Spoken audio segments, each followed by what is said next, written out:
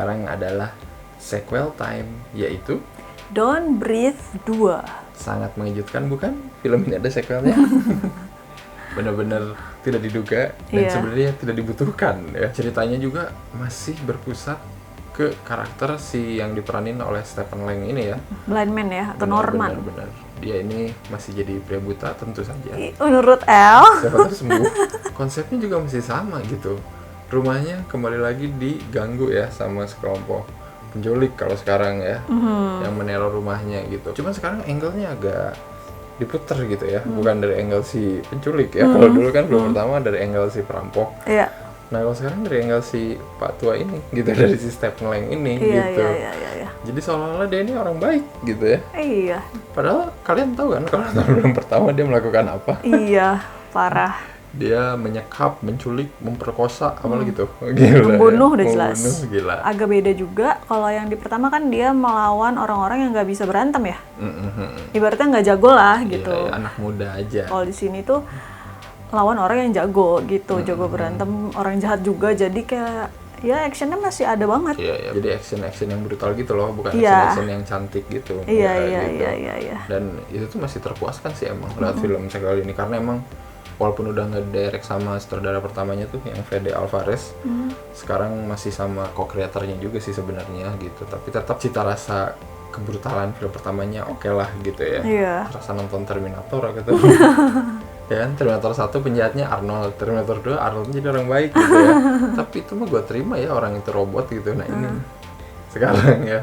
Kalian di insaf, tobat. Nah itu dia, itu akan jadi pembicaraan yang panjang ya. Iya ngomongin tobat ya. sih.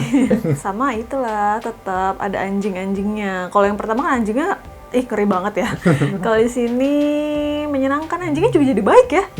Iya, semuanya tobatnya semua sequel nggak dibutuhin gitu ya. Tapi kalau kalian menonton ini dengan menghiraukan film pertamanya, kayaknya seru-seru aja gitu. Seru sih, cuman jadi kayak nggak don't breathe sebenarnya. Iya benar. Soalnya Itu kan kalau dia. yang pertama don't breathe banget kan. Iya, Soalnya dia benar-benar. buta, terus kalau kita napas dia denger. Kalau di sini tuh kalau kita mau melepas film pertamanya ya judulnya Nggak downgrade. Iya, karena benar. di sini nggak don't ya breathe aja. Kalau film pertama tuh emang judulnya itu sangat ini ya, sangat mengemphasize banget apa yang terjadi di filmnya gitu kan. Iya. Wah, dia bisa ngedenger nafas gue gitu ya. Iya, Jadi iya, benar-benar bikin penonton pun kayak sesak napas Iya, gitu ya. iya. Sequel yang beneran kayak kita nggak tahu nih span waktunya tuh kapan Nah, gitu ya. iya itu sih timelinenya bingung Itu sebenarnya. timelinenya bingung gitu karena ternyata ini sequel toh gitu.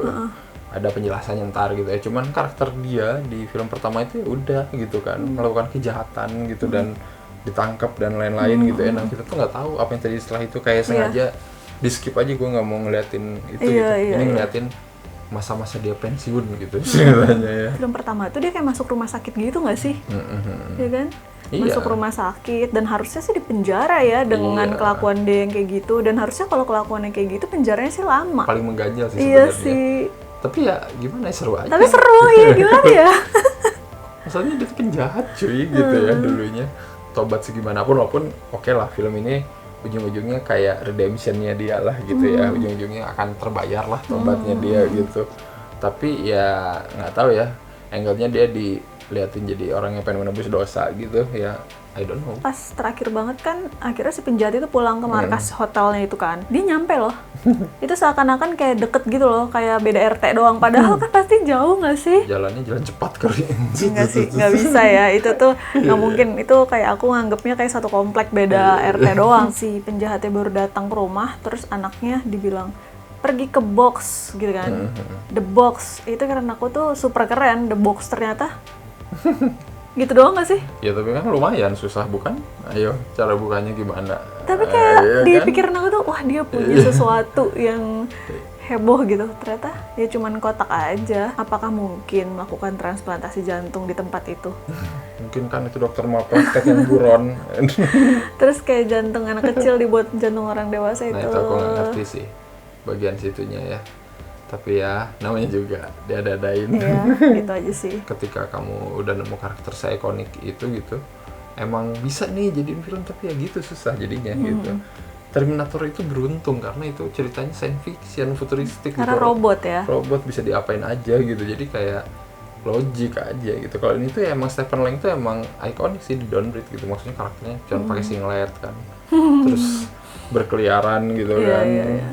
dengan tangan kosong tapi bisa mendengar dengan tajam gitu kan, itu emang keren gitu. Makanya mungkin ngerti sih alasannya dibuat yang kedua gitu, emang pengen nampilin kekerenan dia sekali lagi lah gitu ya, tapi ceritanya gimana nih, ya udahlah gini aja gitu ya. Tapi kalau dia baik dulu terus jahat, ntar jadi lagi orang bikin tersakiti. Terus saja. Memorable aku yang pertama jelas pas si penjahat itu baru datang ke rumah. Itu wah deg-degan sih ngeliat dia datang, terus cara yang pertama kali anaknya tahu itu dari lampu. Itu wah seru, terus dia ngumpet-ngumpet gitu, itu aku suka sih. Yang paling mendebarkan ya itu ketika anaknya mencoba sembunyi gitu di rumah dia sendiri dari si para penculik ini gitu. Itu kan kayak, wih, pindah ke atas, ke bawah, ke sini gitu. Nah itu tuh kayak ngingetin film pertamanya tuh, ada yang gitu-gitu kan. Jadi kayak, wah gila, Iya. di rumah yang sedih gitu tapi lu harus Iya. gimana gitu caranya gitu. Nah tapi udah gitu langsung aja brutal, Iya, lanjut ya. abis Pas itu ya udah, mah gitu-gitu udah, aja terus ya. gitu aja terus gitu. Generik sih sebenarnya gitu, meskipun ya untung banyak trik-trik yang seru gitu ya untuk menghasilkan action berdarah-darahnya gitu. Salah satunya yang aku suka itu pas motongan tangan. Karena motongan tangan memang tidak semudah itu. Iya. Dan ada bagiannya benar-benar kayak brutal banget, yang muka diceplak-ceplak pakai itu muka penjahatnya. Wah, iya, itu gila itu. hanya sepersekian detik sih, tapi kayak wow.